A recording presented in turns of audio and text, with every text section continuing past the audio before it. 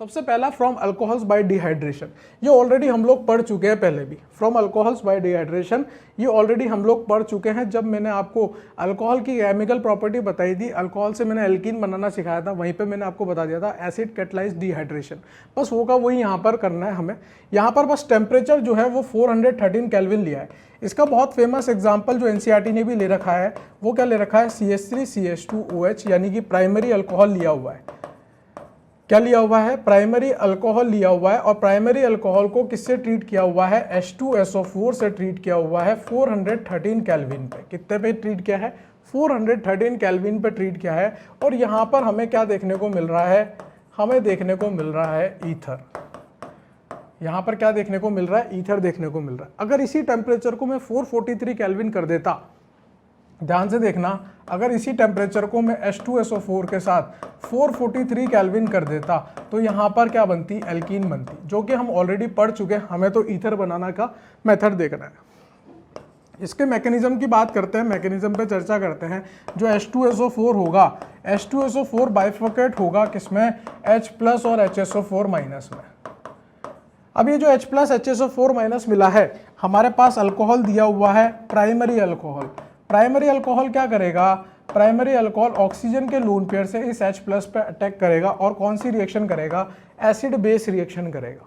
Acid base reaction करेगा तो यहाँ पर क्या बनेगा, CH3CH2OH2+ बनेगा। बात समझ में आती है। ये आपका स्टेप नंबर फर्स्ट है, ये आपका स्टेप नंबर सेकंड है। अब ये जो CH3CH2OH2+ बना है, यहां से क्या बना है, CH3CH2OH2+। यहां पर दूसरा अल्कोहल का मॉलिक्यूल जो होगा, यहां पर दूसरा अल्कोहल का जो मॉलिक्यूल होगा वो बैक साइड से यहां पर अटैक करेगा। और कौन से मैकेनिज्म से अटैक कर रहा है, SN2 मैकेनिज्म से अटैक कर रहा है। यहां पर मैंने इस OH को एक बढ़िया लिविंग ग्रुप में कन्वर्ट कर दिया जो कि हमारा वाटर है। बैक साइड से ऑक्सीजन के लोन पेयर से अटैक करवाया है SN2 मैकेनिज्म से। क्या बनेगा, CH3CH2OH पॉजिटिव, यहां पर CH2CH3 प्लस यहां पर क्या निकल जाएगा, वाटर। बात समझ में आती है। ये हो गया आपका स्टेप नंबर 2, ये आपका स्टेप नंबर 3। और एक स्टेप और चलाना है हमें, स्टेप नंबर 4। स्टेप नंबर 4 में हम लोग क्या करेंगे, जो H+ हमने उधार लिया था मार्केट से H2SO4 से, जो कि हमारे लिए कैसा था, कैटलिस्ट की तरह बिहेव कर रहा था, उसको वापस लौटा देंगे। यहाँ पर ये जो बना है CH3CH2OH पॉजिटिव, यहाँ पर CH2CH3, इसको कौन ले लेगा, HSO4- जो हमने लिया था, HSO4- इस H को वापस ले लेगा और हमारे पास हमारा ईथर वापस आ जाएगा, हमारे पास हमारा ईथर आ जाएगा। बात समझ में आती है। मैकेनिज्म कौन सा चला है, SN2 मैकेनिज्म चला है। हीट दी हुई है, अच्छी खासी हीट दी हुई है, 413 केल्विन, कोई मजाक नहीं है, अच्छी खासी हीट है। यहाँ पर मैकेनिज्म SN2 चल रहा है। 1 डिग्री अल्कोहल लिया था, यदि मैं यहाँ पे 2 डिग्री और 3 डिग्री अल्कोहल ले लेता तो SN2 मैकेनिज्म से रिएक्शन पॉसिबल नहीं हो पाती। या तो मैकेनिज्म SN1 की तरफ शिफ्ट हो जाता या फिर मैकेनिज्म एलिमिनेशन की तरफ शिफ्ट हो जाता। तो मैक्सिमम चांसेस जो हैं वो एलिमिनेशन की तरफ शिफ्ट होने के होते हैं, एल्कीन बनने के होते हैं। इसलिए 2 डिग्री और 3 डिग्री अल्कोहल यहाँ पर ईथर नहीं दे पाते हैं। मैं क्या कहना चाह रहा हूँ, यहाँ पर नोट करके इंपॉर्टेंट बात लिखेंगे, यहाँ पर नोट करके इंपॉर्टेंट बात बता रहा हूँ। ये तो पूरा का पूरा मैकेनिज्म हो गया, इसको तो आप नोट डाउन कर ही लो। यहाँ पे मैं लिख रहा हूँ, only primary alcohol gives ether, secondary and tertiary alcohol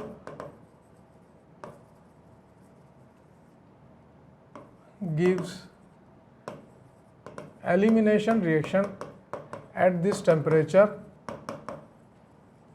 so ether does not forms, बात समझ में आती है क्या, इसलिए ईथर नहीं बन पाएगा इस रिएक्शन से। क्लियर है, नोट कर लीजिए आप, पूरा का पूरा मैकेनिज्म लिख दिया, स्टेप बाय स्टेप लिख दिया। हालांकि स्टेप नंबर 1 कोई काउंटेबल नहीं है, स्टेप नंबर 1 से ऑटोमेटिकली बात आ रही थी, केवल 3 स्टेप में ये रिएक्शन हो रही है, स्टेप 2, स्टेप 3, स्टेप 4। नेक्स्ट है हमारे पास, काफी ज्यादा इंपॉर्टेंट है, विलियमसन ईथर सिंथेसिस। बहुत ज्यादा इंपॉर्टेंस रखती है विलियमसन ईथर सिंथेसिस। क्या होती है Williamson ether synthesis, when alkoxide ion reacts with alkyl halide by SN2 mechanism it forms ether. ठीक है, अल्कोक्साइड आयंस जब होते हैं वो अल्काइल हैलाइड से जो रिएक्ट करते हैं SN2 मैकेनिज्म से, तो वो ईथर बनाते हैं। This reaction is known as, famous है भाई, फेमस है, यही होगा, SN2 ही होगा, उसको विलियमसन ईथर सिंथेसिस बोलेंगे। विलियमसन साइंटिस्ट का नाम है। अल्कोक्साइड आयन की रिएक्शन अल्काइल हैलाइड के साथ करानी है, SN2 मैकेनिज्म से करवानी है, और क्या बनेगा, ईथर बनेगा। उसको क्या बोला जाता है, विलियमसन ईथर सिंथेसिस। यहाँ पर रिएक्शन क्या होगी, रिएक्शन एक जनरल इक्वेशन बता रहा हूँ, जनरल रिएक्शन बता रहा हूँ। अल्कोक्साइड आयन होगा RO माइनस Na+ हो सकता है, K+ हो सकता है, कोई भी अल्कोक्साइड आयन ले लिया हमने, अल्कोक्साइड आयन होगा, और वो अल्कोक्साइड आयन किसकी तरह बिहेव करेगा, वो न्यूक्लियोफाइल की तरह बिहेव करेगा। अल्कोक्साइड आयन यहाँ पर किस पे अटैक करेगा, अल्काइल हैलाइड पे अटैक करेगा। यहाँ पर बैक साइड से अटैक होगा, कहाँ से होगा, बैक साइड से अटैक होगा। कौन सा मैकेनिज्म से होगा, SN2 मैकेनिज्म से होगा, और क्या बनेगा, ROR' बनेगा, ROR' बनेगा, और साथ में NX बनेगा। यानी कि हमें क्या मिलेगा, ईथर मिलेगा। वो सिमेट्रिकल भी हो सकता है, अनसिमेट्रिकल भी हो सकता है, डिपेंड करेगा अल्कोक्साइड आयन और अल्काइल हैलाइड पे। अब ये जो अल्काइल हैलाइड हमने लिया हुआ है, क्योंकि ये SN2 कर रहा है, तो अल्काइल हैलाइड हमारे पास CH3 1 डिग्री 2 डिग्री होना चाहिए, तभी जाके ईथर बनेगा। अगर 3 डिग्री ले लिया तो एलिमिनेशन रिएक्शन हो जाएगी, E2 रिएक्शन हो जाएगी। उसका एग्जांपल भी मैं लेके बता दूंगा। SN2 कराने के लिए आपके पास जो अल्काइल हैलाइड है उसमें R वाला पार्ट जो होना चाहिए वो CH3 होना चाहिए, 1 डिग्री होना चाहिए या 2 डिग्री होना चाहिए, तो ही यहाँ पर हमारे पास क्या हो पाएगी, SN2 हो पाएगी। सामने के सामने मैकेनिज्म भी लिखा हुआ है, कोई दिक्कत नहीं है। ये हमारे पास न्यूक्लियोफाइल है, न्यूक्लियोफाइल ने R' के डेल्टा प्लस वाले पार्ट पे अटैक किया है, X- को रिमूव कर दिया है, सिंपली SN2 अटैक हुआ है। एग्जाम्पल्स की बात करेंगे, वो हमारे लिए ज़्यादा इंपॉर्टेंट है। इस रिएक्शन से हम जो चाहे वो बना सकते हैं। हम यहाँ पर अराइल वाले भी बना सकते हैं ईथर, और अल्काइल ईथर भी बना सकते हैं। देखते हैं कैसे, ट्राई आपको ही करना है, क्या बनेगा वो आप ही को बताना है।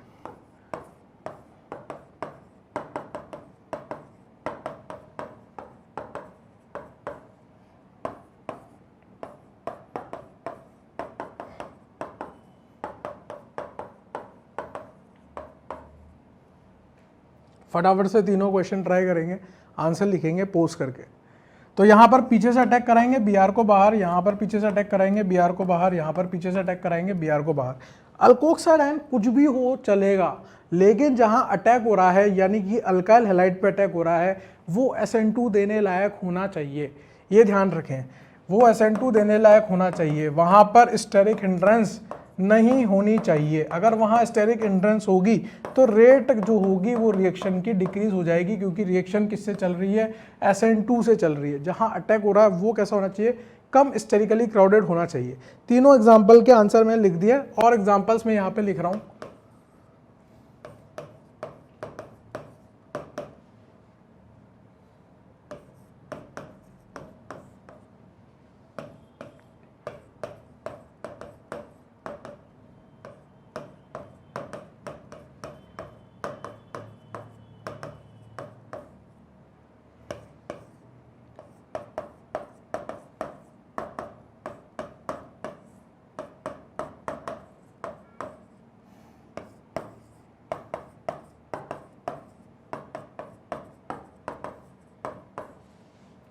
आंसर आप ही को देना है।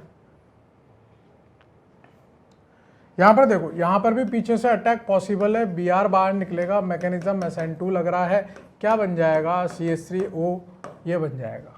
लेकिन ऑब्वियस सी बात है, यही चीज़ हमने यहाँ पर भी बनाई थी। ये वाला एग्जाम्पल देखो सेकंड वाला, और ये वाला एग्जाम्पल देखो फोर्थ वाला, दोनों में प्रोडक्ट सेम बन रहा है। लेकिन अगर मैं आपसे रेट पूछूं, मान लो इसको R2 बोल देता हूँ और इसको R4 बोल देता हूँ, R2 और R4 में रेट किसकी ज़्यादा होगी, R2 की रेट R4 से ज़्यादा होगी, क्योंकि यहाँ पर मिथाइल पे अटैक हो रहा है, जबकि यहाँ पे आइसोप्रोपाइल पे अटैक हो रहा है, तो यहाँ ज़्यादा स्टेरिक क्राउडिंग है, यहाँ दिक्कत ज़्यादा होगी। तो R2 की रेट R4 से ज़्यादा होगी, क्योंकि यहाँ पर मैकेनिज्म SN2 चलने वाला है। फिफ्थ वाला एग्जाम्पल सोच समझ के ट्राई कीजिएगा, क्योंकि यहाँ पर 3 डिग्री अल्काइल हैलाइड है, और 3 डिग्री अल्काइल हैलाइड जो होते हैं वो SN2 नहीं देते हैं, वो क्या देंगे, E2 देंगे, वो एलिमिनेशन देना स्टार्ट करेंगे। यहाँ पर होगा क्या, देखो यहाँ पर CH2 लिख देता हूँ और इस कार्बन पे हाइड्रोजन लिख देता हूँ। भैया यहाँ पर जो बैक साइड से अटैक कराना चाह रहा था वो तो कैंसिल हो गया, वो तो हो ही नहीं सकता। तो यहाँ पर हमें दूसरा जुगाड़ ढूंढना पड़ेगा। दूसरा जुगाड़ क्या है, ये O- क्या करेगा, इस हाइड्रोजन को इलेक्ट्रॉन देगा। O- क्या करेगा, इस हाइड्रोजन को इलेक्ट्रॉन देगा। यानी कि अब की बार यहाँ पर CH3O- किसकी तरह बिहेव कर रहा है, बेस की तरह बिहेव कर रहा है, क्योंकि वो प्रोटॉन को बाहर निकालने में लगा हुआ है। और ये जो प्रोटॉन है वो अपने दोनों इलेक्ट्रॉन यहाँ पर छोड़कर चला जाएगा, यहाँ पर छोड़कर चला जाएगा, H+ के रूप में बाहर निकलेगा। ये जो सिग्मा बॉन्ड है वो यहाँ पर एल्कीन बनाएगा। कार्बन के मैक्सिमम 4 बॉन्ड हो सकते हैं, तो सबसे आसानी से Br यहाँ से बाहर निकलेगा। ऐसा करने पे होगा क्या, ये जो CH2 है इसने डबल बॉन्ड बना दिया इस कार्बन के साथ, 2 मिथाइल ऐसे हो जाएंगे और यहाँ से Br- निकला है और मिथेनॉल निकला है, तो एक मिथेनॉल हो जाएगा और एक Br- लिविंग ग्रुप की तरह बाहर निकल जाएगा। ये प्रोडक्ट यहाँ पे देखने को मिलेंगे। तो यहाँ पर एलिमिनेशन होगी, ना कि SN2, क्योंकि 3 डिग्री अल्काइल हैलाइड है। 3 डिग्री अल्काइल हैलाइड में SN2 नहीं होती, क्या होती है, E2 होती है। मैंने स्टार्टिंग में लिखा था कि यहाँ पर CH3 1 डिग्री 2 डिग्री चाहिए, 3 डिग्री में नहीं हो पाएगी। क्लियर होता है। वो सारे अल्काइल हैलाइड जो SN2 देते हैं वहाँ पर हमारी विलियमसन ईथर सिंथेसिस संभव है, लेकिन वो सारे अल्काइल हैलाइड जो SN2 नहीं देते हैं वहाँ संभव नहीं है। अगेन देख लो ये वाला एग्जांपल, अराइल हैलाइड है, अराइल हैलाइड में SN2 संभव नहीं होती। ये नहीं बताऊंगा क्यों नहीं होती, क्योंकि पार्शियल डबल बॉन्ड कैरेक्टर आपको याद होने चाहिए, है ना। अल्काइल हैलाइड वाले चैप्टर में पढ़ा चुका हूँ, यहाँ पे पार्शियल डबल बॉन्ड कैरेक्टर होते हैं, यहाँ पर अटैक करवाना चाहते हैं लेकिन होगा नहीं, SN2 यहाँ पर होगी नहीं, तो नो रिएक्शन लिख देंगे। कोई रिएक्शन नहीं होगी, कोई एलिमिनेशन नहीं होगा, कोई रिएक्शन नहीं होगी यहाँ पर। तो यहाँ से सर कभी भी CH3OPH तो बन ही नहीं सकता, यानी कि एनिसोल तो बन ही नहीं सकता, तो हम दूसरा तरीका निकाल लिए भाई, ये फिनॉक्साइड आयन ले लिए हमने, हमारा न्यूक्लियोफाइल थोड़ा सा अलग टाइप का ले लिया। अब यहाँ पर अटैक करवाओ आप, अल्काइल हैलाइड वो लेना है जहाँ पर SN2 संभव हो।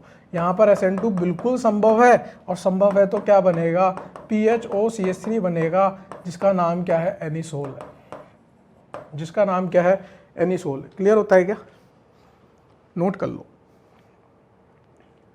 फिजिकल प्रॉपर्टीज की बात करते हैं, ये थे हमारे method of preparation of ether, ether को कैसे प्रिपेयर कर सकते हैं। अब फिजिकल प्रॉपर्टीज की बात करते हैं। फिजिकल प्रॉपर्टीज में वो स्टेट, बॉइलिंग पॉइंट, सॉल्युबिलिटी, उन्हीं सब की बात होगी।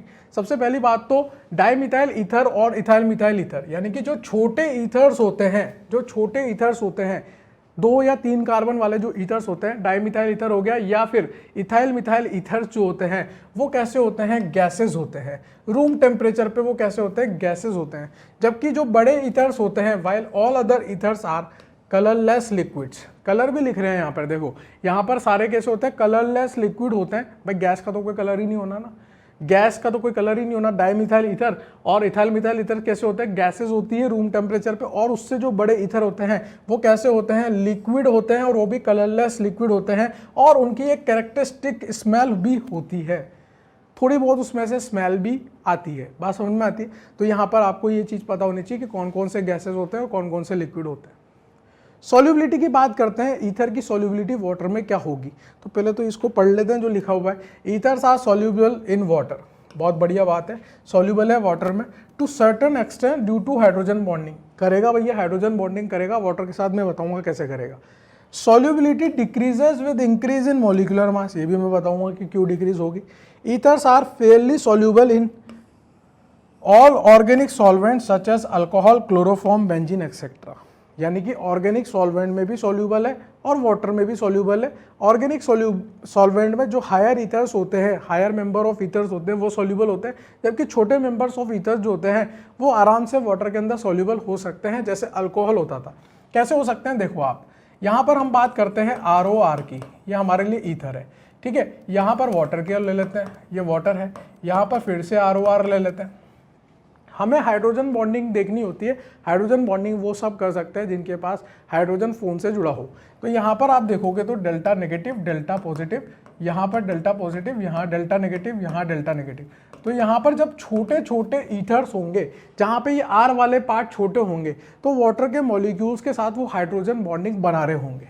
क्या बना रहे होंगे, हाइड्रोजन बॉन्डिंग बना रहे होंगे। और अगर हाइड्रोजन बॉन्डिंग होगी तो सोल्यूबल इन वाटर होगा, सॉल्यूबल इन वाटर होगा। तो ईथर जो होते हैं वो वाटर के साथ सॉल्यूबल होते हैं क्योंकि वहाँ पे हाइड्रोजन बॉन्डिंग संभव है।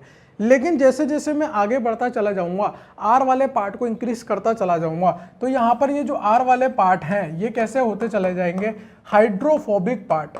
हाइड्रोफोबिक पार्ट को अगर मैं इंक्रीज करता चला जाऊंगा, इसको मैं बढ़ाता चला जाऊंगा, तो वाटर के मॉलिक्यूल रिपेल होते चले जाएंगे, हाइड्रोजन बॉन्डिंग वीक होती चली जाएगी, तो सॉल्यूबल की बजाय इनसॉल्यूबल होते चले जाएंगे। तो यहाँ पर अगर लिखा हुआ है साथ साथ, solubility decreases with increase in molecular मास। जैसे जैसे मैं मास को बढ़ाते जाऊंगा, अब मास किसका बढ़ेगा, ऑक्सीजन का तो सेम ही रहेगा। ऑक्सीजन से जो जुड़े अल्काइल ग्रुप है उन्हीं का तो मॉलिक्यूलर मास बढ़ेगा, यानी कि आर वाला पार्ट ही बढ़ेगा। और आर वाले पार्ट में क्या है, कार्बन और हाइड्रोजन, हाइड्रोजन भी वही रहने वाले हैं। कार्बन की संख्या बढ़ाते जाओगे तो सॉल्युबिलिटी कम होती चली जाएगी। तो यहाँ पर सिंपली लिख सकते हैं, as we increase number of carbon solubility in water decreases। किसकी, ईथर की। as we increase number of carbon in ether solubility in water decreases। तो फिर वो कहाँ soluble होंगे, जैसे को जैसा घोलता है तो फिर वो कहाँ soluble होंगे, वो ऑर्गेनिक सॉल्वेंट्स में soluble होंगे। ऑर्गेनिक सॉल्वेंट कौन से होते हैं, अल्कोहल हो गया, क्लोरोफॉर्म हो गया, बेंजीन हो गया। हायर मेंबर ऑफ ईथर्स इसमें ज़्यादा अच्छे से soluble होंगे रादर देन वाटर। बात समझ में आती है, ये सॉल्युबिलिटी का फंडा हो गया, ठीक है। अच्छा, अल्कोहल्स और ईथर में सॉल्युबिलिटी को कंपेयर किया जाए तो लगभग सेम सॉल्युबिलिटी होती है, ठीक है। अगर मैं अल्कोहल की बात करूं और ईथर की बात करूं तो सॉल्युबिलिटी इन वाटर लगभग बराबर होगी। लेकिन अगर कार्बन आप बढ़ाते चले जाओगे तो फिर ऑब्वियस सी बात है कि अल्कोहल तो सॉल्युबल होंगे क्योंकि इसमें हाइड्रोजन बॉन्डिंग ज़्यादा होती है एज कम्पेयर टू ईथर, ठीक है। सॉल्युबिलिटी इन वाटर लगभग कैसे होते हैं, ये सेम ही होते हैं। लेकिन अगर मैं यहीं पे इसको हाइड्रोकार्बन से कंपेयर करूं तो सॉल्युबिलिटी अल्कोहल और ईथर की हाइड्रोकार्बन से तो ज़्यादा होगी, क्योंकि हाइड्रोकार्बन में हाइड्रोजन बॉन्डिंग नहीं होती, उसमें तो पूरा का पूरा हाइड्रोफोबिक पार्ट होता है, वहाँ पे सिर्फ von der Waals forces present होते हैं, जबकि यहाँ पर हाइड्रोजन बॉन्डिंग है। यहाँ पर इसके नीचे लिखोगे हाइड्रोजन बॉन्डिंग और इसके नीचे क्या लिखेंगे हम लोग, वॉन डर वॉल फोर्सेस। तो ये तो होगा नहीं सॉल्यूबल, अल्कोहल और ईथर सॉल्यूबल हो जाएंगे, लगभग बराबर सा सॉल्युबिलिटी का फंडा रहता है। नेक्स्ट है हमारे पास बॉइलिंग पॉइंट्स। तो ईथर का जो बॉइलिंग पॉइंट होता है वो अल्कोहल से कम होगा, यही लिखा होगा, देखो, ethers have lower boiling point than isomeric alcohols due to their inability to form hydrogen bonds and get associated. Sir अभी तो आप बोल रहे थे कि हाइड्रोजन बॉन्डिंग होगी, भैया हाइड्रोजन बॉन्डिंग वाटर के साथ हो रही थी, वाटर के साथ हो रही थी। जब बॉइलिंग पॉइंट का फंडा आता है तो बॉइलिंग पॉइंट में मैं आपको 1000 बार बता चुका हूं कि लिक्विड से गैस में लेके जाना है, किसको लेके जाना है, ईथर को। तो ईथर का मॉलिक्यूल अपने दूसरे ईथर के मॉलिक्यूल के साथ एसोसिएटेड है, तो उन दोनों के बीच का हमें क्या देखना है, फोर्स देखना है, कौन सा लग रहा है। तो एक बात ध्यान से देखो, ये हमारा ईथर है, ये हमारा ईथर है, इनके बीच में आपको हाइड्रोजन बॉन्डिंग नजर आ रही है क्या। हाइड्रोजन बॉन्डिंग कब होती है, जब हाइड्रोजन किससे जुड़ा हो, फोन से जुड़ा हो, फ्लोरीन ऑक्सीजन नाइट्रोजन से। यहाँ पर हाइड्रोजन किससे जुड़े हैं, कार्बन के अंदर हाइड्रोजन है। तो यहाँ पर देखो, यहाँ पर एक चीज तो है कि ऑक्सीजन और कार्बन के बीच में इलेक्ट्रोनेगेटिविटी का डिफरेंस है, delta plus delta plus delta plus delta plus delta plus delta minus, यानी कि यहाँ पर इंट्रैक्शन तो हो रहा है, लेकिन ये इंट्रैक्शन कौन सा इंट्रैक्शन है, डाइपोल डाइपोल इंट्रैक्शन है, हाइड्रोजन बॉन्डिंग नहीं है। हाइड्रोजन बॉन्डिंग है क्या यहाँ पर, हाइड्रोजन बॉन्डिंग नहीं है, लेकिन यहाँ पर क्या प्रेजेंट है, डाइपोल डाइपोल इंट्रैक्शन प्रेजेंट है। बात को समझना आप, डाइपोल डाइपोल इंट्रैक्शन प्रेजेंट है। जबकि अल्कोहल की बात करते हैं, अल्कोहल में क्या प्रेजेंट होता है, आप देखो यहाँ पर अल्कोहल के अंदर हमारे पास क्या प्रेजेंट होता है, हाइड्रोजन बॉन्डिंग होती है, क्योंकि हाइड्रोजन ऑक्सीजन से जुड़ा हुआ है। यहाँ क्या है, हमारे पास हाइड्रोजन बॉन्डिंग है। और अगर हम हाइड्रोकार्बन की बात करें, यानी कि RH की बात करें, सिंपली RH, तो यहाँ पर RH के बीच में क्या प्रेजेंट है, van der Waals forces of interaction present है या अट्रैक्शन प्रेजेंट है। Van der Waals forces of interaction या van der Waals forces of attraction present है यहाँ पे। केवल सबसे बढ़िया बॉन्डिंग जो होती है वो हाइड्रोजन बॉन्डिंग, फिर डाइपोल डाइपोल, फिर van der Waals force of interaction होता है। तो अगर मैं कंपैरिजन करूं बॉइलिंग पॉइंट का, कंपैरेबल मॉलिक्यूलर मास की बात कर रहा हूं, किसकी बात कर रहा हूं, कंपैरेबल मॉलिक्यूलर मास की। ज्यादा हो गया तो फिर पंगे, फिर तो मॉलिक्यूलर वेट से देखोगे, फिर किससे देखोगे, मोलिकुलर वेट से। लेकिन अगर कंपेरेबल मोलिकुलर वेट का है अल्कोहल, ईथर और हाइड्रोकार्बन, RH का मतलब हाइड्रोकार्बन, तो अल्कोहल में हाइड्रोजन बॉन्डिंग होती है जबकि ईथर में डाइपोल डाइपोल होता है और यहां पे केवल वॉन्डर वॉल फोर्स होता है। तो अल्कोहल का बॉइलिंग पॉइंट ईथर से ज़्यादा, ईथर का हाइड्रोकार्बन से ज़्यादा। मेरे हिसाब से बात समझ में आ रही होगी। किसके लिए है ये सारी बातें, कंपेरेबल मोलिकुलर वेट वालों के लिए। मोलिकुलर वेट चेंज हो गए तो फिर नहीं है ये सब चीज़ें, कंपेरेबल मोलिकुलर वेट वालों के लिए है। Ethers are polar in nature, बिल्कुल पोलर होते हैं साहब, यहाँ पे बता दिया मैंने आपको, ऑक्सीजन और कार्बन के बीच में इलेक्ट्रोनेगेटिविटी का डिफरेंस है, that's why ethers are polar in nature. Ethers have low density, all ethers are lighter than water. Obvious सी बात है कि ईथर की डेंसिटी लो होगी क्योंकि ईथर और ईथर के बीच में डाइपोल डाइपोल इंटरेक्शन है, और जबकि अल्कोहल के बीच में हाइड्रोजन बॉन्डिंग है, हाइड्रोजन बॉन्डिंग पास पास पे रखेगी मॉलिक्यूल्स को, जबकि ईथर में दूर दूर रखेगी क्योंकि यहाँ पर R और R वाला पार्ट है, यहाँ पे R और H वाला पार्ट है। तो R और R वाले पार्ट एक दूसरे को क्या करेंगे, रिपेल करेंगे। मतलब एक लेयर तो ये हो गई, जब इसकी दूसरी लेयर बनाऊंगा तो इस R में और जो दूसरा R आएगा उनके बीच में क्या होगा, रिपल्शन होगा, स्टेरिक रिपल्शन। R का साइज ज़्यादा है, इसको भी मैं बताता हूँ आपको, थोड़ा अच्छे से बताते हैं। देखो यहाँ पर ROH ROH, ये तो अल्कोहल की कहानी चल रही है। ईथर की कहानी क्या चलेगी, ROR ROR। बात को समझने की कोशिश करना, यहाँ पे R वाला पार्ट बड़ा है मानता हूँ मैं, लेकिन हाइड्रोजन वाला पार्ट क्या है, छोटा है। R वाला पार्ट बड़ा है, हाइड्रोजन वाला पार्ट छोटा है, लेकिन यहाँ पे दोनों R वाले पार्ट बड़े बड़े होंगे तो गैप बढ़ेगा, बड़े बड़े होंगे तो गैप बढ़ेगा। यहाँ पर एक ईथर और दूसरे ईथर के बीच में गैप ज़्यादा होगा, रिपल्शन की वजह से, साइज की वजह से वॉइड्स ज़्यादा होंगे। बोलते ही नहीं हो, बात समझ में आ रही है। वॉइड्स क्या होंगे, ज़्यादा होंगे यहाँ पर R का साइज बड़ा होने की वजह से, जबकि हाइड्रोजन का साइज छोटा है। तो पैकिंग अगर देखूँगा तो पैकिंग यहाँ पर ज़्यादा बेटर होगी। यहाँ पे अल्कोहल के अंदर पैकिंग अच्छे से होगी रादर देन ईथर। तो पैकिंग जहाँ अच्छे से होगी वहाँ डेंसिटी ज़्यादा होगी। तो डेंसिटी किसकी ज़्यादा होती है, ईथर की डेंसिटी कम होती है और हमारी वाटर की डेंसिटी ज़्यादा होती है।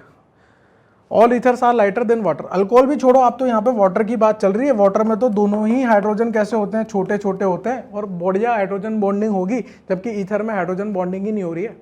वहाँ पे वॉइड्स ज़्यादा है, यहाँ पे वॉइड्स कम है। क्लियर होता है।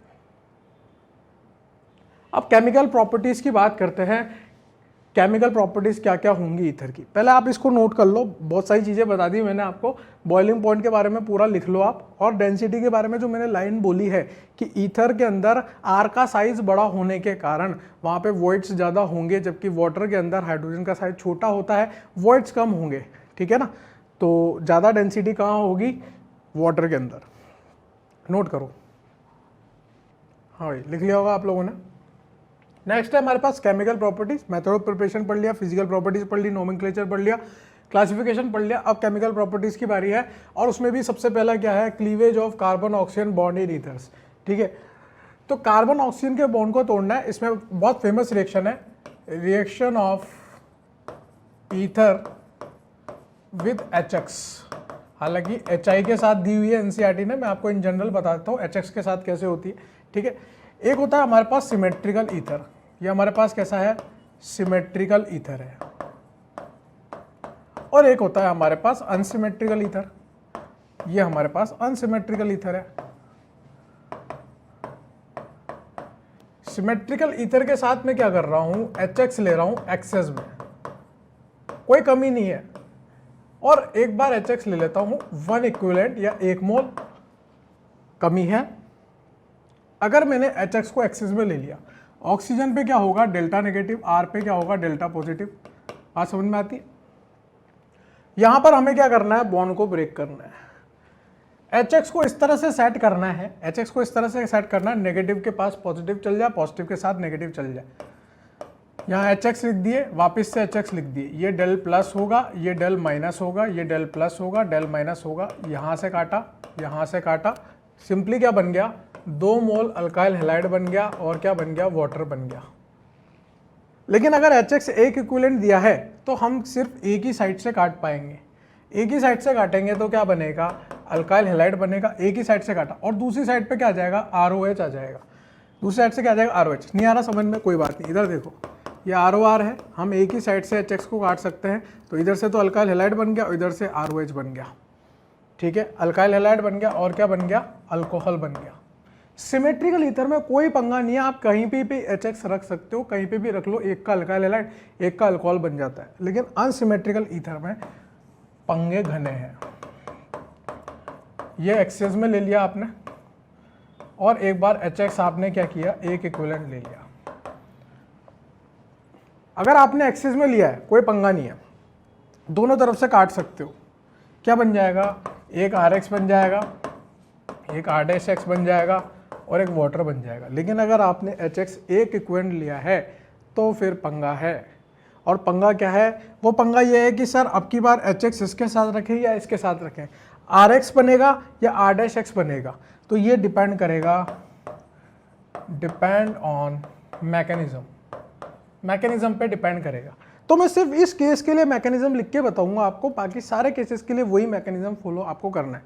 पोस्ट करो, फटाफट से नोट डाउन करो, फिर बताता हूं क्या कहना चाह रहा हूं। मैकेनिज्म देखो आप, ROR' का, बस यहां पर हमें एक अजम्पशन करना पड़ेगा कि R is more bulkier then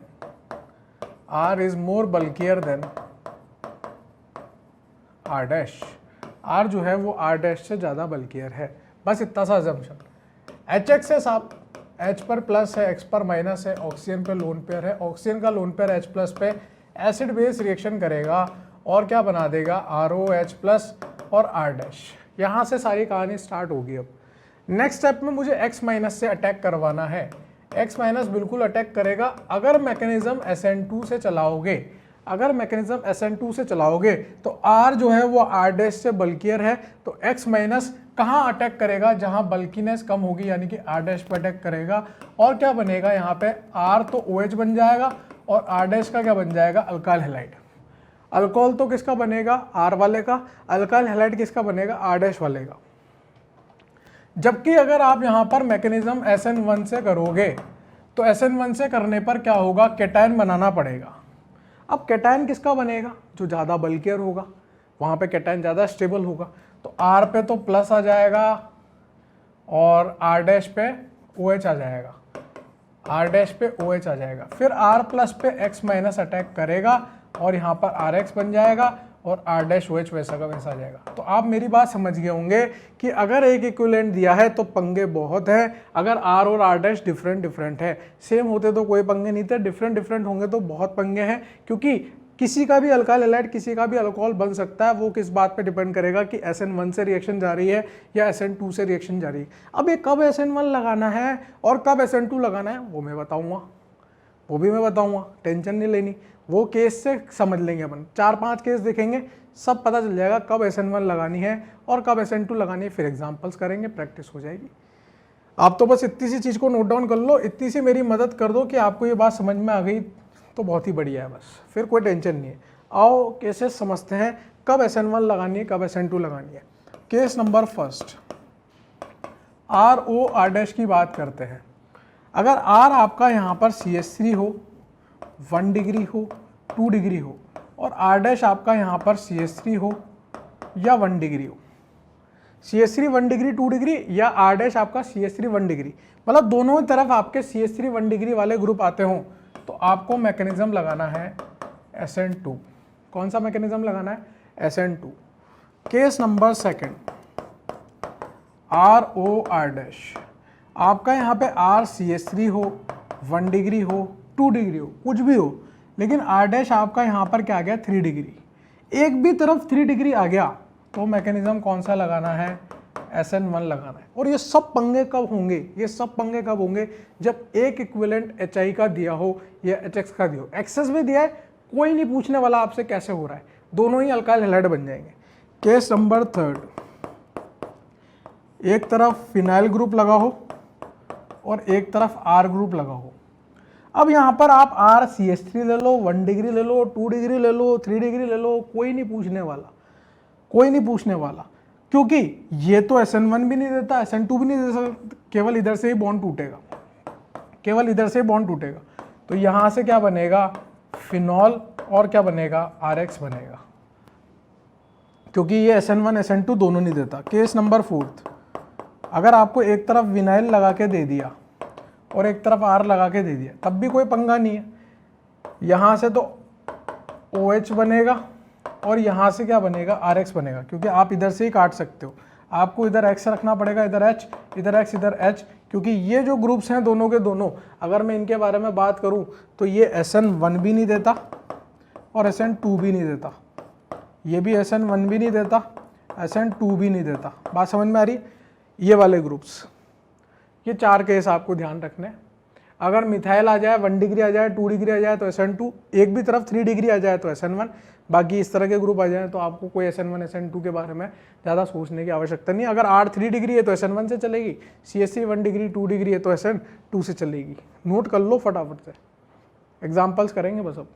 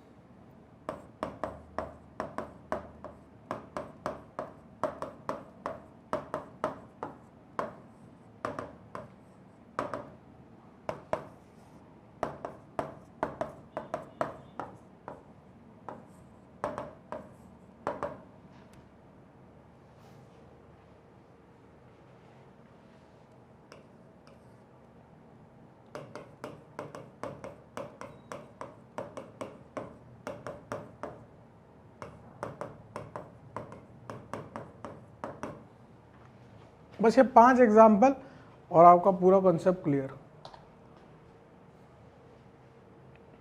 देखो इसमें आप लोग क्या करोगे, एक्सेस में दिया है, पंगा ही नहीं है, 2 मोल मिथाइल हैलाइड बन जाएंगे प्लस वाटर बन जाएगा। इधर से काट लो चाहे इधर से काट लो, क्योंकि यहाँ पे CH3 दिया है, मैकेनिज्म कौन सा चलेगा, SN2 ही चलेगा। एक इक्विवेलेंट दिया है कि इधर भी काट लो, इधर H इधर I लिख दो, तो एक तरफ से CH3I बन गया और दूसरी तरफ से मिथेनॉल बन गया।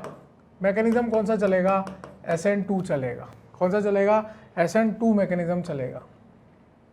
यहाँ पर आप देखो, यहाँ पर अगर आपको एक्सेस में दिया है, ये इन्वर्टेड कॉमा टाइप बना रखा है, इसका मतलब जो ऊपर रिएजेंट लिखे वही के वही रिएजेंट कॉपीड है, ठीक है। तो आपको क्या करना है, दोनों तरफ से काट देना है, तो इसका भी आयोडाइड बन गया और इसका भी आयोडाइड बन गया। जबकि आपको अगर एक इक्विवेलेंट दिया है, अब सोचने वाली बात है कि मैकेनिज्म कौन सा चलेगा। इधर CH3 इधर 1 डिग्री है, तो ऑब्वियस सी बात है अटैक कहाँ पे होगा, इधर H और इधर I आएगा। SN2 अटैक होगा तो लेस स्टेरिक साइड पे होगा, यानी कि आयोडीन किसका बनेगा, इसका, और अल्कोहल किसका बनेगा, इसका। कौन सा मैकेनिज्म, SN2। एक तरफ CH3 है, एक तरफ 3 डिग्री है। अगर एक भी तरफ 3 डिग्री होगा तो क्या बनेगा, SN1। तो पहली बात तो यहाँ पर रिएक्शन CH3I और दूसरी तरफ भी आयोडीन लग जाएगा। एक्सेस में दिया है, एक इक्विवेलेंट दिया है, तो बताओ आयोडीन किसका बनेगा, इसका, और मिथेनॉल इसका। एक भी जगह 3 डिग्री लग गया तो फिर यहाँ पे देखो कि पंगा ही नहीं है, pH वाला पार्ट SN1 भी नहीं दे रहा, SN2 भी नहीं दे रहा, केवल इधर से कर सकते हो। तो यहाँ से क्या बनेगा, फिनॉल प्लस क्या बनेगा, CH3I, और यहाँ से क्या बनेगा, यहाँ से भी यही बनेगा। मैकेनिज्म कौन सा लगेगा, SN2, यहाँ पर भी SN2, जबकि यहाँ मैकेनिज्म कौन सा लगा था, SN1। बस ये पता होना चाहिए अपने को कौन सा लगना है। फिर यहाँ पर देखो, यहाँ पर क्या होगा, यहाँ पर pH है तो SN1 SN2 देगा नहीं, यहाँ 3 डिग्री आ गया तो यहाँ से काट दो इसको, I इधर H इधर, तो इधर से PHOH बन गया और एक तरफ से आयोडीन बन गया। मैकेनिज्म कौन सा चलेगा, SN1। कॉपी करो फटाफट, कॉपी करो फटाफट। ये केमिकल प्रॉपर्टी है। केमिकल प्रॉपर्टी क्यों बोला, ईथर से हम लोग क्या बना रहे हैं, ईथर से हम लोग अल्काइल हैलाइड और अल्कोहल बना पा रहे हैं। नेक्स्ट है हमारे पास इलेक्ट्रोफिलिक एरोमेटिक सब्स्टिट्यूशन, काफी ज्यादा इंपॉर्टेंट, ठीक है। और किस पे देखेंगे, एनिसोल पे देखेंगे। एनिसोल पे क्यों देखेंगे, क्योंकि वही सबसे छोटा हमारे पास एरोमेटिक ईथर है। यहाँ पर ये OCH3 है, ऑक्सीजन के पास लोन पेयर है, हमें इसकी प्रॉपर्टी को देखना पड़ेगा, ये क्या करने वाला है। तो हम इसकी रेजोनेटिंग स्ट्रक्चर्स ड्रॉ करके देख रहे हैं, ऑक्सीजन का लोन पेयर है वो नेगेटिव चार्ज लेके आएगा बेंजीन के अंदर। वो क्या कर रहा है, बेंजीन को इलेक्ट्रॉन डेंसिटी प्रोवाइड कर रहा है। नेगेटिव चार्ज यहाँ पर आ जाएगा, डबल बॉन्ड OCH3 यहाँ पर पॉजिटिव, नेगेटिव चार्ज रेजोनेंस करके यहाँ आएगा और नेक्स्ट रेजोनेटिंग स्ट्रक्चर क्या बनेगी, पाई पाई, यहाँ पर negative, double bond OCH3 positive, फिर नेगेटिव चार्ज यहाँ आएगा, फिर ये पाई बॉन्ड इसके फेवर में, नेक्स्ट रेजोनेटिंग स्ट्रक्चर हमारी क्या बनेगी, पाई पाई पाई, यहाँ पर OCH3। मुझे बस इतना बता दो कि ये जो OCH3 लगा हुआ है ये बेंजीन रिंग के लिए कैसा साबित हो रहा है, ये बेंजीन रिंग के लिए +M ग्रुप की तरह साबित हो रहा है, यानी कि बेंजीन के अंदर इलेक्ट्रॉन डेंसिटी को बढ़ा रहा है। कहाँ कहाँ बढ़ा रहा है, एक तो ऑर्थो पोजीशन पे और दूसरी पैरा पोजीशन पे बढ़ा रहा है। यानी कि मैं इसके बारे में क्या लिख सकता हूँ, एनिसोल के बारे में क्या लिख सकता हूँ, एक्टिवेटिंग है। एक्टिवेटिंग का मतलब इलेक्ट्रॉन डेंसिटी इंक्रीज कर रहा है, इंक्रीजेस, इलेक्ट्रॉन डेंसिटी बढ़ा रहा है। किसकी डेंसिटी बढ़ा रहा है, बेंजीन रिंग की। आने वाले इलेक्ट्रोफाइल को, अपकमिंग इलेक्ट्रोफाइल को कहाँ जुड़वाएगा, इलेक्ट्रोफाइल जो इलेक्ट्रॉन डेफिशिएंट है कहाँ जुड़ना पसंद करेगा, जहाँ इलेक्ट्रॉन ज़्यादा होंगे, कहाँ ज़्यादा है, ऑर्थो और पैरा पे।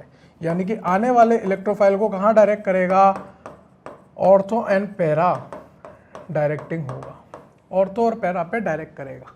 इतनी बात समझ में आती है। ऑर्थो पैरा डायरेक्टिंग होगा, एक्टिवेटिंग होगा, हमारा काम हो गया। हमें बस इलेक्ट्रोफाइल बनाना है और कहाँ जोड़ना है, ऑर्थो पैरा पे। जैसे फिनॉल के अंदर जोड़ा था, जैसे अराइल हैलाइड के अंदर जोड़ा था, बिल्कुल वैसे के वैसी रिएक्शन है। अराइल हैलाइड डीएक्टिवेटिंग था, फिनॉल एक्टिवेटिंग था। यहाँ पर ये कैसा है, एक्टिवेटिंग भी है और ऑर्थो पैरा डायरेक्टिंग है। डिस्कस करते हैं। सबसे पहला हमारा हेलोजिनेशन। हेलोजिनेशन में हमारा इलेक्ट्रोफाइल क्या होगा, Br+ इलेक्ट्रोफाइल होगा। OCH3 के कहाँ जुड़ेगा, ऑर्थो पे और पैरा पे। ये पैरा पे जोड़ दिया, ऑर्थो पे जोड़ दिया। मेजर ये वाला होगा, ये माइनर होगा, क्योंकि यहाँ पर क्या लग रहा है, रिपल्शन लग रहा है। क्या लग रहा है, रिपल्शन लग रहा है। पूरा का पूरा मैकेनिज्म वैसा का वैसा चलेगा जो हाइड्रोकार्बन वाले चैप्टर, अराइल हैलाइड वाले चैप्टर, फिनॉल वाले चैप्टर में लगाया था। सिग्मा कॉम्प्लेक्स बनेगा, व्हीलर इंटरमीडिएट बनेगा, सारी की सारी बातें वो की वही है। मेन चीज़ ये थी, ये मैंने आपको बता दी क्यों ऑर्थो पैरा डायरेक्टिंग है। नाइट्रेशन इंपॉर्टेंट क्या है कि इसका इलेक्ट्रोफाइल NO2+ कैसे बनता है। हर बार हर चैप्टर में पढ़ा रहा हूँ, NO2+ कैसे बनता है, वापस नहीं बता रहा। NO2+ कैसे बनता है बता रखा है आपको अराइल हैलाइड वाले चैप्टर में, वहाँ जाके देख ले कि NO2+ कैसे जनरेट होता है। OCH3 NO2+ को कहाँ जुड़वाएगा, ऑर्थो पे पैरा पे। यहाँ पे जोड़ दिया और यहाँ जोड़ दिया, यहाँ पर रिपल्शन होगा, इसलिए ये माइनर बन रहा है, ये मेजर बन रहा है। नाम आप सिंपली लिख सकते हो 2 नाइट्रो एनिसोल, और यहाँ पे क्या है 4 नाइट्रो एनिसोल। इस पूरे को आप एनिसोल बोल सकते हो according to IUPAC। Friedel Crafts reaction, देखो यहाँ पर हमने किसकी रिएक्शन कराई, एनिसोल की Br2 इन इथेनोइक एसिड, तो ऑर्थो पैरा पे Br जुड़ा। नाइट्रेशन में हमने एनिसोल की रिएक्शन कराई HNO3+ H2SO4 यानी कि मिक्स एसिड के साथ, तो हमारा ऑर्थो पैरा पे NO2 जुड़ गया। फिर यहाँ पे देखो फिडल-क्राफ्ट में क्या कराते हैं, CH3Cl anhydrous AlCl3 carbon disulphide के प्रेजेंस में करा रहे हैं, तो CH3Cl और एनहाइड्रस AlCl3 हमारे को क्या दे देंगे, हमारे को इलेक्ट्रोफाइल जनरेट करके दे देंगे। क्लोरीन के पास लोन पेयर, एल्यूमिनियम के पास वैकेंट ऑर्बिटल, क्या बनाएंगे CH3+ और AlCl4-, ये हमारा इलेक्ट्रोफाइल तैयार है। और इलेक्ट्रोफाइल जुड़ने के लिए तैयार है कहाँ पर, एनिसोल पर। एनिसोल की reaction CH3Cl AlCl3 anhydrous carbon disulphide की मौजूदगी में करवा रहे हैं, ऑर्थो पैरा पे जुड़ेगा। ये रहा ऑर्थो प्रोडक्ट, ये रहा पैरा प्रोडक्ट, ऑर्थो वाला माइनर। क्यों, क्योंकि रिपल्शन होगा। नोट आप ही को करना है, ठीक है। नाम क्या हो जाएगा 2-मिथॉक्सी एनिसोल, 2-मिथाइल एनिसोल, और ये क्या हो जाएगा 2-मिथॉक्सीटोलुइन और 4-मिथॉक्सीटोलुइन यहाँ पे नाम हो जाएगा। अब की बार जो है ना, ध्यान से सुनो, OCH3 जो है सब्स्टिट्यूएंट की तरह बिहेव करेगा, और ये पूरा का पूरा ग्रुप इंपॉर्टेंट है, देखो ध्यान से देख लेना। इंपॉर्टेंट क्या है, ये टोलुइन पेरेंट कार्बन चेन की तरह बिहेव करेगी, ये टोलुइन पेरेंट कार्बन चेन की तरह बिहेव करेगी, और OCH3 किसकी तरह बिहेव करेगा, सब्स्टिट्यूएंट की तरह। नाम बहुत ज्यादा इंपॉर्टेंट है, 2-मिथॉक्सीटोलुइन 4-मिथॉक्सीटोलुइन। अगर मैंने यहाँ पर फिडल-क्राफ्ट अल्काइलेशन, ये क्या है फिडल-क्राफ्ट अल्काइलेशन, ऊपर वाली रिएक्शन थी अल्काइलेशन, ये है फिडल-क्राफ्ट असाइलेशन। ये कौन सी रिएक्शन है, फिडल-क्राफ्ट असाइलेशन। ऊपर वाली फिडल-क्राफ्ट अल्काइलेशन थी, असाइलेशन करा रहा हूँ। क्या लूंगा, इथेनॉल क्लोराइड ले लिया, यानी कि CH3COCl ले लिया। इसकी रिएक्शन AlCl3 के साथ करा रहा हूँ। वही एल्यूमिनियम के पास वैकेंट ऑर्बिटल है, क्लोरीन के पास लोन पेयर है, यहाँ से आपका असाइलियम कैटायन बनेगा। असाइलम केटायन बनाया जो कि हमारे लिए इलेक्ट्रोफाइल है, वो कहाँ जुड़ेगा, या तो ऑर्थो पे या पैरा पे। ऑर्थो पे COCH3 को जोड़ दिया, पैरा पे जोड़ दिया, ये मेजर बनेगा, ये माइनर बनेगा, रिपल्शन। यहाँ पर ये कीटोनिक ग्रुप जुड़ा है एसिटोफिनोन, ये देखो इसका नाम जो है वो अपन कार्बोनिल वाले चैप्टर में देखेंगे, अभी नहीं देखेंगे, लेकिन ये अपन ऑलरेडी पढ़ चुके हैं, इसलिए ऊपर वाला नाम तो इंपॉर्टेंट था, नीचे वाले नाम को हम लोग कार्बोनिल वाले चैप्टर में देख लेंगे। सिंपल सी रिएक्शन थी, इलेक्ट्रोफाइल नए नए जनरेट कर रहे हैं, सारे रिएजेंट रिएक्टेंट आपको पता होने चाहिए। एनिसोल पे अपन ने CH3COCl प्लस एनाइट्रल AlCl3 के साथ रिएक्शन कराई, तो यहाँ पर एसिटाइल ग्रुप जुड़ा है। कौन सा ग्रुप जुड़ा है, एसिटाइल ग्रुप। बात समझ में आती है, यहाँ तक नोट करो आप। हाँ नोट कर लिया होगा। अब प्रैक्टिस करते हैं आज के सेशन से रिलेटेड क्वेश्चंस की। तो 1 मार्क्स के क्वेश्चन में सबसे पहला क्वेश्चन है कि 2-मिथाइल 2-इथॉक्सी पेंटेन का स्ट्रक्चर बनाएं। पोज करेंगे आप और खुद से नोट डाउन करेंगे, ठीक है। तो यहाँ पर हम लोग क्वेश्चन ट्राई करते हैं। पहला क्वेश्चन है हमारा, सॉल्यूशन लिखेंगे। सबसे पहले तो पेंटेन बनाएंगे, 5 कार्बन का पेंटेन होता है ना। इसकी नंबरिंग कर देंगे 1 2 3 4 5 इस तरीके से। और सेकंड पोजीशन पे मिथाइल लगा और इथॉक्सी लगाया, तो इथॉक्सी के लिए हम OCH2CH3 लिखेंगे और मिथाइल के लिए हम क्या लिखेंगे, सेकंड पोजीशन पे मिथाइल लिखेंगे। बाकी की वैलेंसी को हम लोग हाइड्रोजन से सेटिस्फाई करवा देंगे। ये हमारा 2-इथॉक्सी 2-मिथाइल पेंटेन का स्ट्रक्चर आ गया है ना। नोट कर लेना। Right the IUPAC name of the following compound. Question देखते सॉल्व हो जाना चाहिए। यहाँ पर IUPAC नेम लिखना है इसका, तो हम लोग फटाफट से इसको दोबारा ड्रॉ करेंगे और इसका IUPAC नेम लिखेंगे। पेरेंट कार्बन चेन चूज कर ली हमने, ये हमारी पेरेंट कार्बन चेन होगी। नंबरिंग करेंगे इस साइड से क्योंकि minimum number given to substituents. First number पे मिथॉक्सी और मिथाइल दोनों लगा है, तो 1 पर मिथॉक्सी लगा हुआ है, और सेकंड नंबर पे मिथाइल लगा हुआ है, तो 1 मिथॉक्सी 2 मिथाइल, और यहाँ पर क्या नाम हो जाएगा, ब्यूटेन। तो 1 मिथॉक्सी 2 मिथाइल ब्यूटेन, इसका क्या हो जाएगा, IUPAC नेम हो जाएगा। क्लियर है। Right the main products in the following reaction. इस रिएक्शन का मेन प्रोडक्ट लिखना है। आप ध्यान से देखोगे वही ईथर की रिएक्शन है, चाहिए थोड़ी देर पहले पढ़िए। यहाँ पर एक तरफ 3 डिग्री ग्रुप लगा हुआ है, एक तरफ मिथाइल ग्रुप लगा हुआ है। HI यहाँ पर आपको कुछ एक्सेस वैक्सेस नहीं दिखाया, तो एक इक्विवेलेंट मान के चलना है, और एक इक्विवेलेंट मान के चलोगे तो आप सिंपली यहाँ पे आयोडीन किसके साथ जुड़ोगे, अकॉर्डिंग टू SN1 मैकेनिज्म यहाँ पर आयोडीन 3 डिग्री के साथ जुड़ेगा और दूसरे के साथ क्या बनेगा, अल्कोहल बनेगा। ये प्रोडक्ट बन जाएगा।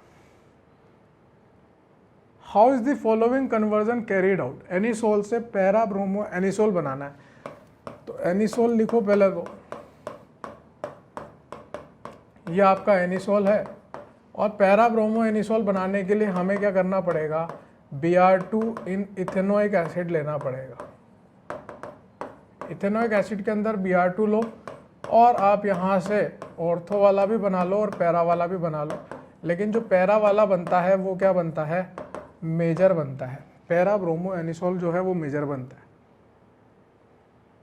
Right the equation involve in the following reaction. Williamson synthesis पढ़ा है आज ही। अल्कोक्साइड आयन जो होता है वो अल्काइल हैलाइड पे SN2 मैकेनिज्म से अटैक करता है और क्या बनाता है, ROR- हमारा ईथर बनाता है। साथ के साथ एक एग्जाम्पल भी लिख के आना है हमें, और जो मैंने लाइन लिखवाई थी वो भी लिखनी है। यहाँ पर आप एग्जाम्पल में CH3O- Na+ ले लो, और यहाँ पर भी CH3X ले लो, SN2 यहाँ पर रिएक्शन करा दो बैक साइड से, और यहाँ पर आप ईथर बना के बता दो। ठीक है, ये विलियमसन ईथर सिंथेसिस है, अल्कोक्साइड आयन की अल्काइल हैलाइड पे reaction. Right IUPAC name of the following. आपको इसका IUPAC नेम लिखना है, सॉल्यूशन लिखना है आपको इसका। फटाफट से दोबारा डायग्राम बनाएंगे, पोज करेंगे आप लोग, है ना। मैं तो फटाफट से सॉल्व करूंगा ही सही, आपको क्या करना है, पोज कर लेना जैसे क्वेश्चन दिखे और खुद से सॉल्व कर लेना है। ठीक है, यहाँ पर ये क्या है, सब्स्टिट्यूएंट है, NO2 भी सब्स्टिट्यूएंट है, NO2, और इसके लिए यहीं पे नाम लिख दो, ये इथॉक्सी है, ये नाइट्रो है। अकॉर्डिंग टू IUPAC नंबरिंग वहाँ से करेंगे जो अल्फ़ाबेटिकली पहले आता होगा, 1 2 3 4 5 6 इस तरह से नंबरिंग कर देंगे। तो नाम क्या हो जाएगा, 1 पर इथॉक्सी, 2 नाइट्रो और साइक्लोहेक्सेन। 1 इथॉक्सी 2 नाइट्रो साइक्लोहेक्सेन यहाँ पर इसका नेम हो जाएगा, IUPAC name. Explain the following given one example, Friedel craft acetylation of anisole. Acetylation करना है। अभी लास्ट में, सबसे लास्ट में जो रिएक्शन पड़ी है वही यहाँ पे ले लेते हैं, एनिसोल लेते हैं।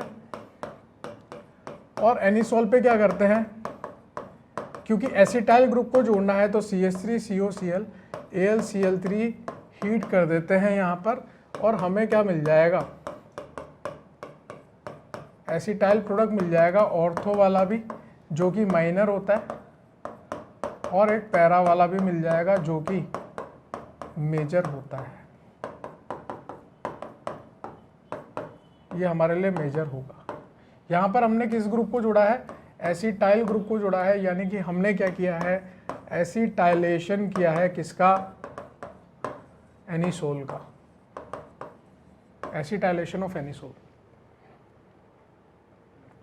Account for the following, preparation of ethers by acid dehydration of secondary और tertiary alcohol is not suitable method. यहाँ पर जो है सेकेंडरी और टर्शरी अल्कोहल्स के लिए सूटेबल मेथड नहीं है प्रिपरेशन ऑफ ईथर डिहाइड्रेशन के द्वारा। वो मैंने आपको रीजन बता दिया था क्यों। Primary alcohols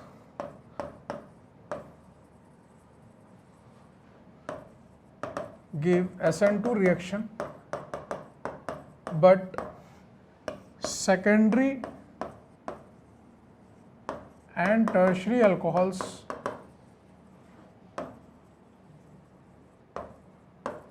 at such high temperature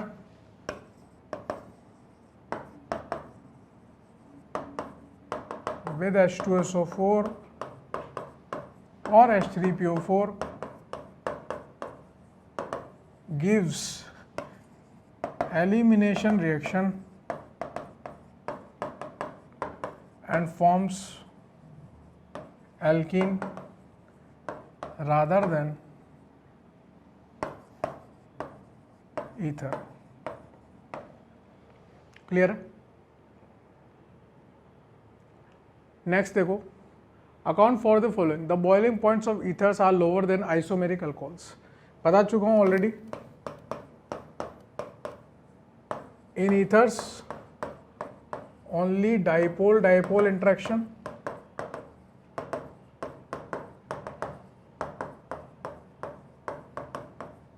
whereas in alcohols hydrogen bonding is present,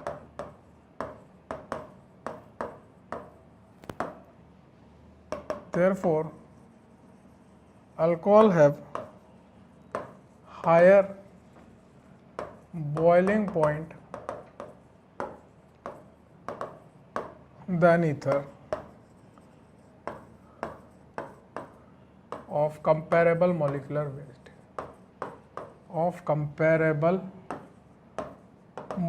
weight, ठीक है। अगर मैं बात करूं यहाँ पर अल्कोहल की, तो अल्कोहल के अंदर आपको पता है कि यहाँ पर हाइड्रोजन बॉन्डिंग होती है, जैसा कि मैं आपको बता चुका हूँ पहले भी। जब भी हाइड्रोजन फोन से जुड़ा हो,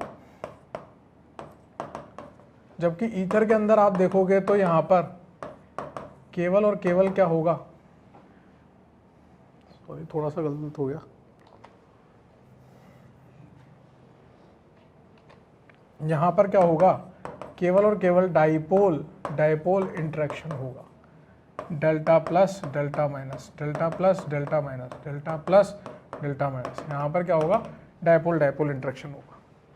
तो कौन ज़्यादा स्ट्रॉन्ग है, हाइड्रोजन बॉन्डिंग ज़्यादा स्ट्रॉन्ग है, इसलिए बॉइलिंग पॉइंट उसका ज़्यादा होगा।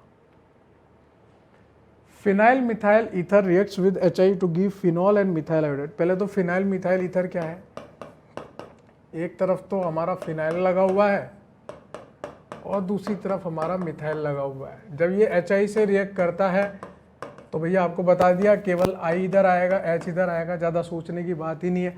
तो यहाँ पर क्या बनेगा, फिनॉल बनेगा और CH3I यानी कि मिथाइल आयोडाइड बनेगा।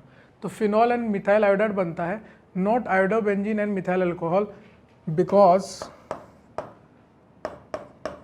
Phenyl does not gives SN1 and SN2 reaction. That's it, इतना सा रीजन लिखना है आपको। Describe the following unsymmetrical ether. मैंने बोला था आपको इस तरह के क्वेश्चन पूछ लिए जाते हैं कि अनसिमेट्रिकल ईथर क्या होता है, सिमेट्रिकल ईथर क्या होता है। तो अनसिमेट्रिकल ईथर क्या होता है, जिसमें ऑक्सीजन के इर्द गिर्द डिफरेंट अल्काइल ग्रुप लिखे हों। एग्जाम्पल में आप लिख सकते हो यहाँ पर CH3O CH2 CH3, तो ये अनसिमेट्रिकल ईथर है। आप इसको लैंग्वेज के फॉर्म में लिखो, when oxygen is connected with 2 alkyl groups and 2 different alkyl groups, then that ether is known as unsymmetrical ether. 2 marks के क्वेश्चन देखते हैं, अभी देखना क्या होगा, 2 नहीं, इस बार नहीं हुआ, नहीं तो 2 क्वेश्चन दे देते हैं वो 1-1 मार्क्स के। अल्कोहल की रिएक्शन कंसंट्रेटेड H2SO4 और ये बनाना है सॉल्यूशन, रिफर टू नोट्स। अभी लिखवाया आपको, है ना, अभी मैकेनिज्म पूरा लिखवाया था इसका, स्टेप 1 स्टेप 2 स्टेप 3 स्टेप 4, वहाँ से देख लेंगे पूरा का पूरा। Give reason for the following, boiling point of ethanol is higher in comparison to methoxymethane, बता चुका हूँ। कंपेरेबल मोलिकुलर वेट में हाइड्रोजन बॉन्डिंग डायपोल मूवमेंट, ठीक है। और यहाँ पर on reaction with HI gives methanol. Second वाला लिख देते हैं भले ही, हालांकि सेकंड वाला भी हम लोग कर चुके हैं। यहाँ पर 3 CH3 लगे हुए हैं, OCH3 लगा है, HI के साथ रिएक्शन करवाएंगे, ये 3 डिग्री है, तो मैकेनिज्म SN1 से चलेगा और हमारे को क्या देखने को मिलेगा, इधर से आयोडीन और इधर से मिथेनॉल देखने को मिलेगा as the main products and not this, है ना, नॉट दिस। तो अपन कह सकते हैं वैसे तो बिकॉज ऑफ SN1 रिएक्शन, और आप चाहो तो यहाँ पर ऑक्सीजन का लोन पेयर इस H+ पर अटैक करवाओ, तो यहाँ से क्या बनेगा, यहाँ से बनेगा OH+ CH3, जिससे हमारे पास SN1 रिएक्शन से यहाँ पर कार्बोकेटाइन जनरेट होगा प्लस मिथेनॉल जनरेट होगा, और फिर यहाँ पर क्या बन जाएगा I-, इस पे अटैक करके ये प्रोडक्ट बना देगा। SN1 रिएक्शन से मैकेनिज्म चल रही है, 3 degree carbocation is more stable than 1 degree carbocation, इसलिए ये प्रोडक्ट देखने को मिल रहा है। नेक्स्ट क्वेश्चन है, name the reagents and write the chemical equation for the preparation of the following compounds by Williamson synthesis. तो पहला है हमारे पास ethoxy benzene, Williamson ether synthesis से हमें इथॉक्सी बेंजीन बनानी है, तो यहाँ पर हम लोग क्या करते हैं, इथॉक्सी बेंजीन लिख देते हैं पहले। तो ये हमारे लिए इथॉक्सी बेंजीन लिखा हुआ है। इथॉक्सी बेंजीन को हम लोग कैसे प्रिपेयर कर सकते हैं, ऑब्वियसली बात है, हमें अल्कोक्साइड आयन तो किसका लेना पड़ेगा, अल्कोक्साइड आयन तो हमें इसका लेना पड़ेगा, और हमें यहाँ पर अल्काइल हैलाइड हम इसका ले सकते हैं ETBr। बैक साइड से अटैक कराएंगे, ETBr को भी ढंग से लिखते हैं, रुक जाओ,